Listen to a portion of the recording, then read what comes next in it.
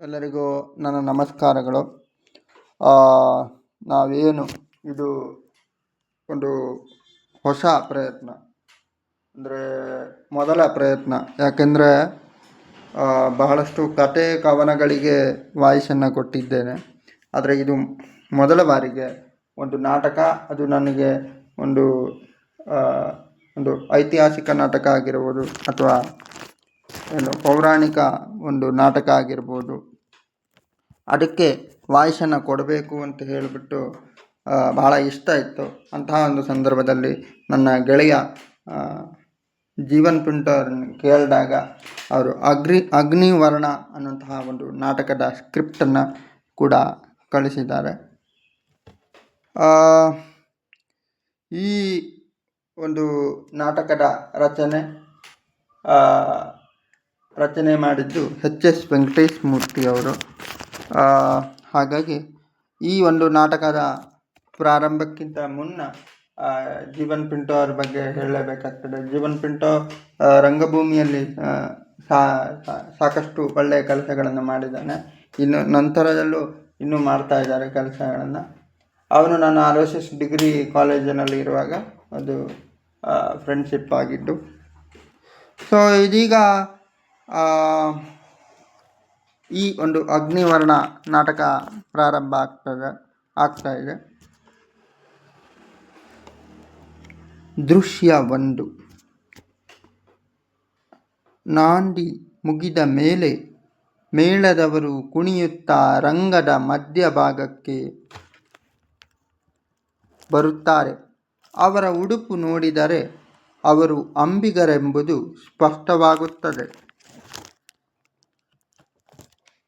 ಮೇಳದವರ ಹಾಡು: ತೆಪ್ಪ ಹತ್ತಿ ಸಣ್ಣ ತೆಪ್ಪ ಹತ್ತಿ ದಾಟ ಹೊಂಟೇವು ಕಡಲ, ಬೆಪ್ಪ ಮಂದಿ ನಾವು ತೆಪ್ಪ ಹತ್ತಿ, ಹಾಯಿ ಒಡ್ಡಿ ಸಣ್ಣ ಹಾಯಿ ಒಡ್ಡಿ ಹಿಡಿಯ ಹೊಂಟೆವು ಗಾಳಿ, ಹಾಯಿ ಒಡ್ಡಿ ನಾವು ಹಾಯಿ ಒಡ್ಡಿ, ಮುಗಿಲ ಹೂವ ಮ್ಯಾಲೆ ಮುಗಿಲ ಹೂವ ಕೀಳ ಹೊಂಟೆವು ನಾವು ಇಲ್ಲೇ ನಿಂತು ನೆಲದಲ್ಲೇ ನಿಂತು. ಒಬ್ಬ: ದೋಣಿ ತಾ ಅಂದಿ ತಂದ್ವಿ. ಇನ್ನೊಬ್ಬ: ಹಾಯಿ ತಾ ಅಂದಿ ತಂದ್ವಿ. ಒಬ್ಬ: ಆದರೆ ಹೊಳಿ ದಾಟೋ ಮಂದಿನೇ ಯಾರು ಕಾಣ್ತಾ ಇಲ್ವಲ್ಲಜ್ಜ. ಅಜ್ಜ: ಕಾಣ್ತಾರು. ಗಾಳಿ ಸುದ್ದಿ ಬಂದೈತಪ್ಪ ನಂಗೆ. ಅಯೋಧ್ಯೆ ಅನ್ನೋ ರಾಜ್ಯದೊಳಗ ಅಗ್ನಿವರ್ಣ ಅಂತ ಒಬ್ಬ ರಾಜ ಅವನಂತೆ. ಅವ ರಾಜ್ಯಕೋಶ ಸಮೇತ ಮುಳುಗ್ಲಿಕ್ಕ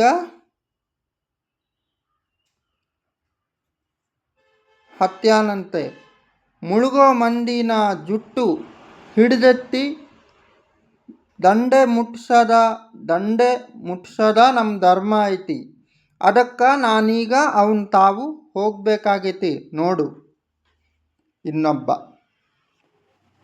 ರಾಜ್ಯಕೋಶ ಸಮೇತ ರಾಜ ಮುಳುಗ್ಲಿಕ್ಕ ಹತ್ಯಾನ ಅಂದ್ರೆ ನಮ್ಮ ಚೋಟುದ್ದ ನಾಡು ದೋಣಿಗೆ ಭಾಳ ವಜನ್ ಆಗೋದಿಲ್ವನಜ್ಜ. ಅಜ್ಜ: ಹುಚ್ಚ. ನನ್ನ ಯಾರು ಅಂತ ತಿಳಿದಿ ನೀನು? ಏರೇಳು ಭವನ ಹೊಟ್ಯಾಗಿಟ್ಕೊಂಡ ಶ್ರೀರಾಮಚಂದ್ರನ್ನೇ ಹೊಳೆ ದಾಟಿಸಿದ ಅಂಬಿಗ ಗುಹ ಮಹಾರಾಯನ ಮರಿಮಗ ನಾನು. ಮತ್ತೊಬ್ಬ: ಅದು ಗೊತ್ತು ಬಿಡಜ್ಜ, ನಿನ್ನ ವಂಶಾವಳಿನೇ ನಂಗೆ ಬಾಯ್ಪಾಟ್ ಆಗೈತಿ. ಹಿರಿಗುಹ, ಸಣ್ಣ ಗುಹ, ಕಿರಿಗುಹ, ಮರಿಗುಹ, ಹೌದಲ್ಲ? ಅಜ್ಜ: ಈ ಅಗ್ನಿವರ್ಣ ರಾಜ ಯಾರಂತ ತಿಳಿದಿದ್ದಿ?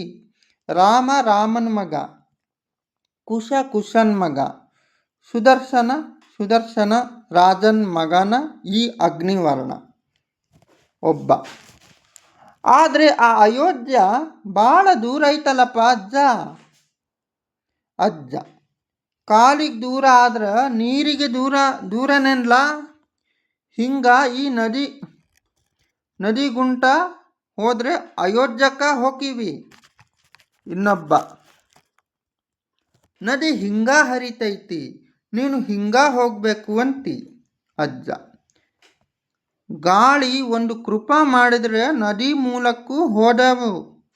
ಒಬ್ಬ, ತೆಪ್ಪ ನಮ್ದು. ಇನ್ನೊಬ್ಬ, ಹಾಯಿ ನಮ್ದು. ಮತ್ತೊಬ್ಬ, ಆದರೆ ಗಾಳಿ ಯಾರಪ್ಪಂದು ಹೇಳು. ಅಜ್ಜ, ಅದಕ್ಕ ನಾವೆಲ್ಲ ಕೂಡಿ ಗಾಳಿನ ಪ್ರಾರ್ಥನೆ ಮಾಡೋಣ. ಗಾಳಿ ಒಲಿತು ಅಂದ್ರ ತೆಪ್ಪ ಹತ್ತಿ ಹಾಯಿ ಬಿಚ್ಚಿ ಅಯೋಧ್ಯೆ ಸೇರದು. ಹೂವಿನ ಹಾರ ಎತ್ತಿದಂಗ ಹಗೂರ. ಮತ್ತ ಮೇಳದವರು ಗಾಳಿಯ ಪ್ರಾರ್ಥನೆಗೆ ತೊಡಗುತ್ತಾರೆ.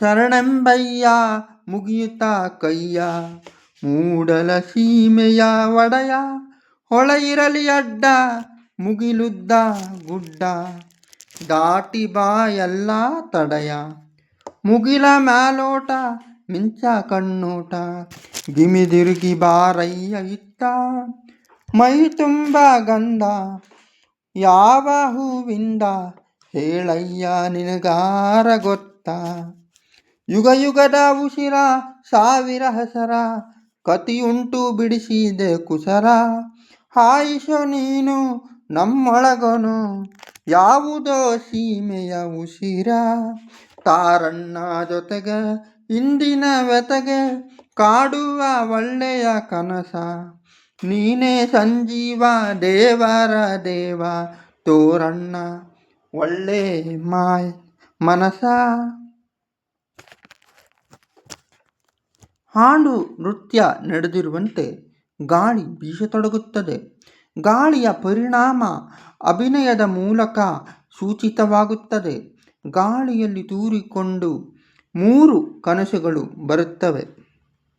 ಒಬ್ಬ, ಓ ಅಜ್ಜ, ನಾವು ಯಾರನ್ನೋ ಕರೆದ್ರೆ ಇನ್ಯಾರೋ ಬಂದ್ರಲ್ಲ. ಇನ್ನೊಬ್ಬ, ಗಾಳಿ ಬಾ ಅಂದ್ರೆ ಧೂಳು ಬಂದಂಗಾತು. ಅಜ್ಜ, ಅವ್ರನ್ನ ಯಾಕೆ ಸಮಕ ಧೂಳು ಧೂಳು ಅಂತಿ, ಒಳ್ಳೆ ದೇವ ಕನ್ಯರ ಥರ ಅವರೇ, ಹಿಡಿದು ನಿಲ್ಲಿಸಿ ಹೆಸರಾದರೂ ಕೇಳು. ಇನ್ನೊಬ್ಬ, ಹೆಣ್ಮಕ್ಳು ಉಸಾಬರಿನೇ ಬೇಡ ಅಜ್ಜ, ನಮಗೆ ಮೀಸಿ ಬಂದ ಮಕ್ಕಳವ್ರೆ, ನಿಂಗೆ ಹೆಸರು ಕುಲ ಗೋತ್ರ ನೀನೇ ಕೇಳ್ಕ. ಅಜ್ಜ, ಹಂಗೆ ಆಗಲಿ ಬಿಡೋ ತಮ್ಮ, ಯಾರನ್ನಕ್ಕ, ಸೂರ್ಯ ಹೋಗೋದೇನೈತಿ, ಅವ್ವ ಏ ತಾಯಿ. 1ನೇ ಕನಸು, ನಿನ್ನ ಅವ್ವನಂಗೆ ಕಾಣ್ತೀನ. ಅಜ್ಜ, ಏ ತಂಗಿ. 2ನೇ ಕನಸು, ನಿನ್ನ ತಂಗಿ ಹಂಗೆ ಕಾಣ್ತೀನ. ಅಜ್ಜ, ಏ ಮಗಳೇ. 3ನೇ ಕನಸು, ನಮ್ಮಪ್ಪ ಗಂಟ್ಲು ಹರಿದಾನು ಮತ್ತೆ. ಅಜ್ಜ, ಏ ಹುಡುಗಿ. 3ನೇ ಕನಸು, ಹಂಗನ್ನು ಮತ್ತೆ. ಒಬ್ಬ, ಈಕಿ ಅವ್ವ ಅಲ್ಲ, ಮಗಳು ಅಲ್ಲ, ತಂಗಿನೂ ಅಲ್ಲ, ಬರೀ ಹುಡುಗಿ. ಅಜ್ಜ, ಏ ಹುಡುಗಿರ, ನೀವು ಯಾರು, ಇಲ್ಲಿಗೆ ಬಂದದ್ದಾದರೂ ಯಾಕ, ಹೇಳಿ ಮುಂದಿನ ದಾರಿ ನಡೀರಿ, ಹೇಳಿ ಮುಂದಿನ ದಾರಿ ಹಿಡೀರಿ ಸುಮಕ. ಕನಸುಗಳು ಮುಖ ಮುಖ ನೋಡಿಕೊಂಡು ಕಿಲಿ ಕಿಲಿ ನಗ್ತಾವೆ.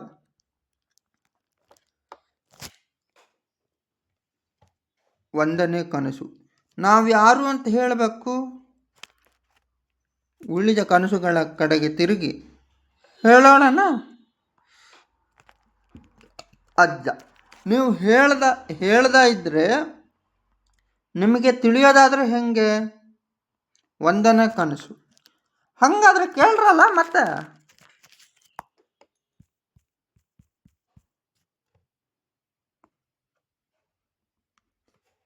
ಕನಸುಗಳ ಹಾಡು. ಗಾಳಿಲಿ ತೇಲಿ ಬರೋ ಕನಸು, ಕಣ್ಣ ಕನಸು, ಬಣ್ಣ ಕನಸು, ನಾವು ಗಾಳಿಲಿ ಕಂಡೋರು ಉಂಟು ನಮ್ಮ ಹಿಂದ, ಬಾಳ ಹಿಂದ, ಕಣ್ಣ ಮುಂದ ನಾವು ಗಾಳಿಲಿ, ಕನಸ ಆಗಿದ್ದ ನಮಗಿಂತ ರೂಪ ಬಂತು, ಕೇಳ್ರಿ ಕುಂತ ನಾವು ಗಾಳಿಲಿ ಹುಡ್ಕೋತ ಹುಡ್ಕೋತ ಹೊಂಟೀವಿ ನಾವು, ತಕ್ಕತಾವು ಸಿಕ್ಕತಾವು ನಾವು ಗಾಳಿಲಿ.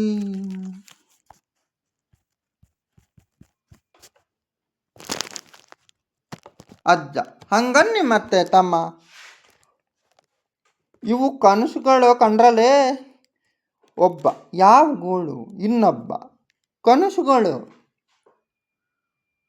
ಮುದುಕ: ಗಾಳಿಲಿ ನೀವು ತೇಲಿ ಬರೋವಾಗಲೇ ಅನ್ಕಂಡೆ, ನೆಲ ತೋರಿಸಿ ಇಲ್ಲಿಯವರಲ್ಲ ಅಂತ. ಬಾನು ತೋರಿಸಿ ಅಲ್ಲಿ ಮಂದಿ ಅಂತ. ಕನಸು: ನಾವು ಇಲ್ಲಿಯವರು ಹೌದು, ಅಲ್ಲಿಯವರು ಹೌದು. ಮುದುಕ: ಅಂದ್ರ ಕನಸು ಇಲ್ಲಿ ಹುಟ್ಟಿ ಅಲ್ಲಿ ಬೆಳೆಯೋರು.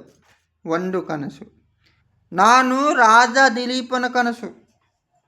ಎರಡನೇ ಕನಸು: ನಾನು ದಿಲೀಪ್ ರಾಯನ ಮಗ ರಘು ಮಹಾರಾಜನ ಕನಸು.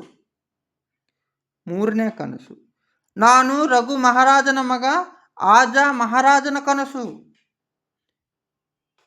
ಒಂದನೇ ಕನಸು: ಧರ್ಮದ ಮರ್ಮ ಏನು ಅಂತ ತೋರಿಸಿದ ದಿಲೀಪ ನನ್ನ ಕಣ್ಣಿನ ಗೊಂಬಿ ಥರ ನೋಡ್ಕೊಂಡ.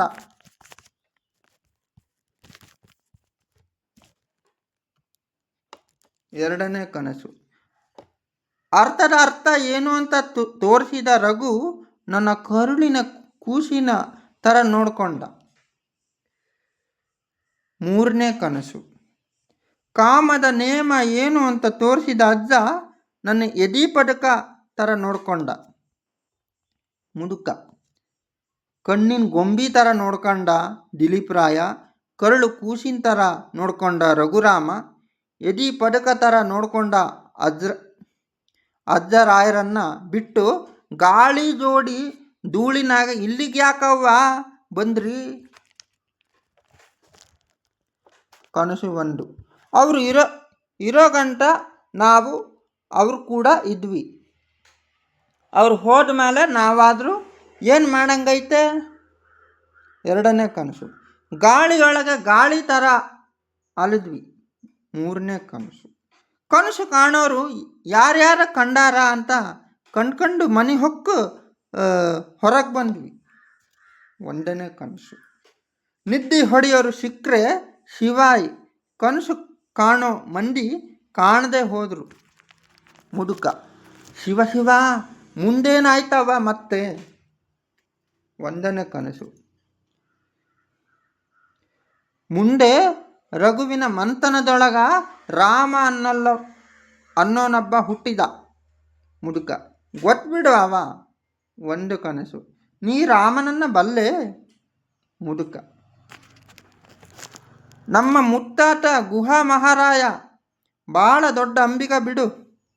ಆ ಕಾಲಕ್ಕ ಅವನ್ನ ರಾಮ ಸೀತೆ ಲಕ್ಷ್ಮಣರನ್ನ ತುಂಬಿ ಹರಿಯೋ ಹೊಳೆ ದಾಟಿಸ್ತವ. ಕನಸು ಒಂದು: ಬೇಸಾತ್ ಬಿಡು ಆ ರಾಮಂಗ. ಎರಡನೇ ಕನಸು: ಇಷ್ಟಗಲ ಬಟ್ಟಲಗಣ್ಣು. ಮೂರನೇ ಕನಸು: ಕನಸು ಕಾಣಲಿಕ್ಕೆ ಅಂತಲೇ ಶಿವ ಮಾಡ್ದಂಗಿದ್ದ ಕಣ್ಣು ಅವಂಗೆ.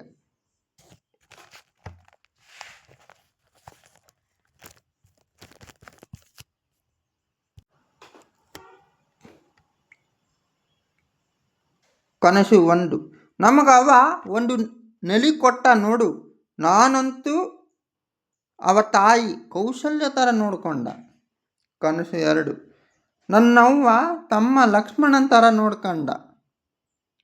ಕನಸು ಮೂರು: ನನ್ನವ್ವ ಕೈ ಹಿಡಿದ ಸೀತಾ ಥರ ನೋಡ್ಕೊಂಡ. ಒಂದು ಕನಸು: ನಾನವನ ಧರ್ಮ ಆದೆ. ಕನಸು ಎರಡು: ನಾನವನ ಅರ್ಥ ಆದೆ. ಕನಸು ಮೂರು: ನಾನವನ ಕಾಮ ಆದೆ.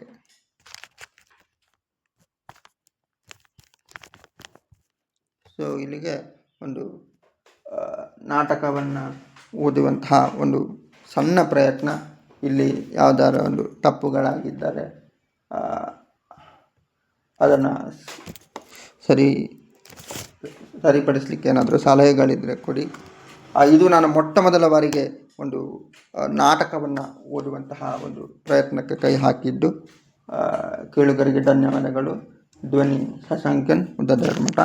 ಮತ್ತು ಈ ಒಂದು ನಾಟಕದ ಸ್ಕ್ರಿಪ್ಟನ್ನು ಕೊಟ್ಟಿದ್ದಂತಹ ನನ್ನ ಗೆಳೆಯ ಜೀವನ್ ಪಿಂಟು ಅವರಿಗೂ ಕೂಡ ಧನ್ಯವಾದಗಳನ್ನು ಹೇಳ್ತಾ ಇದ್ದೇನೆ. ಎಲ್ಲರಿಗೂ ನನ್ನ ನಮಸ್ಕಾರಗಳು. ನಾವೇನು ಇದು ಒಂದು ಹೊಸ ಪ್ರಯತ್ನ, ಅಂದರೆ ಮೊದಲ ಪ್ರಯತ್ನ. ಯಾಕೆಂದರೆ ಬಹಳಷ್ಟು ಕತೆ ಕವನಗಳಿಗೆ ವಾಯ್ಸನ್ನು ಕೊಟ್ಟಿದ್ದೇನೆ, ಆದರೆ ಇದು ಮೊದಲ ಬಾರಿಗೆ ಒಂದು ನಾಟಕ. ಅದು ನನಗೆ ಒಂದು ಒಂದು ಐತಿಹಾಸಿಕ ನಾಟಕ ಆಗಿರ್ಬೋದು, ಅಥವಾ ಏನು ಪೌರಾಣಿಕ ಒಂದು ನಾಟಕ ಆಗಿರ್ಬೋದು, ಅದಕ್ಕೆ ವಾಯ್ಸನ್ನು ಕೊಡಬೇಕು ಅಂತ ಹೇಳಿಬಿಟ್ಟು ಬಹಳ ಇಷ್ಟ ಇತ್ತು. ಅಂತಹ ಒಂದು ಸಂದರ್ಭದಲ್ಲಿ ನನ್ನ ಗೆಳೆಯ ಜೀವನ್ ಪಿಂಟು ಅವರನ್ನು ಕೇಳಿದಾಗ ಅವರು ಅಗ್ನಿವರ್ಣ ಅನ್ನುವಂತಹ ಒಂದು ನಾಟಕದ ಸ್ಕ್ರಿಪ್ಟನ್ನು ಕೂಡ ಕಳಿಸಿದ್ದಾರೆ. ಈ ಒಂದು ನಾಟಕದ ರಚನೆ ಮಾಡಿದ್ದು ಎಚ್.ಎಸ್. ವೆಂಕಟೇಶ್ ಮೂರ್ತಿ ಅವರು. ಹಾಗಾಗಿ ಈ ಒಂದು ನಾಟಕದ ಪ್ರಾರಂಭಕ್ಕಿಂತ ಮುನ್ನ ಜೀವನ್ ಪಿಂಟು ಅವ್ರ ಬಗ್ಗೆ ಹೇಳಲೇಬೇಕಾಗ್ತದೆ. ಜೀವನ್ ಪಿಂಟು ರಂಗಭೂಮಿಯಲ್ಲಿ ಸಾಕಷ್ಟು ಒಳ್ಳೆಯ ಕೆಲಸಗಳನ್ನು ಮಾಡಿದ್ದಾನೆ. ಇನ್ನು ನಂತರದಲ್ಲೂ ಇನ್ನೂ ಮಾಡ್ತಾ ಇದ್ದಾರೆ ಕೆಲಸಗಳನ್ನು. ಅವನು ನಾನು ಅಲೋಸಿಯಸ್ ಡಿಗ್ರಿ ಕಾಲೇಜಿನಲ್ಲಿ ಇರುವಾಗ ಅದು ಫ್ರೆಂಡ್ಶಿಪ್ ಆಗಿದ್ದು. ಸೊ ಇದೀಗ ಈ ಒಂದು ಅಗ್ನಿವರ್ಣ ನಾಟಕ ಪ್ರಾರಂಭ ಆಗ್ತಾ ಇದೆ. ದೃಶ್ಯ 1. ನಾಂದಿ ಮುಗಿದ ಮೇಲೆ ಮೇಳದವರು ಕುಣಿಯುತ್ತಾ ರಂಗದ ಮಧ್ಯಭಾಗಕ್ಕೆ ಬರುತ್ತಾರೆ. ಅವರ ಉಡುಪು ನೋಡಿದರೆ ಅವರು ಅಂಬಿಗರೆಂಬುದು ಸ್ಪಷ್ಟವಾಗುತ್ತದೆ. ಮೇಳದವರ ಹಾಡು. ತೆಪ್ಪ ಹತ್ತಿ ಸಣ್ಣ ತೆಪ್ಪ ಹತ್ತಿ ದಾಟ ಹೊಂಟೇವು ಕಡಲ, ಬೆಪ್ಪ ಮಂದಿ ನಾವು ತೆಪ್ಪ ಹತ್ತಿ, ಹಾಯಿ ಒಡ್ಡಿ ಸಣ್ಣ ಹಾಯಿ ಒಡ್ಡಿ, ಹಿಡಿಯ ಹೊಂಟೆವು ಗಾಳಿ, ಹಾಯಿ ಒಡ್ಡಿ ನಾವು ಹಾಯಿ ಒಡ್ಡಿ, ಮುಗಿಲ ಹೂ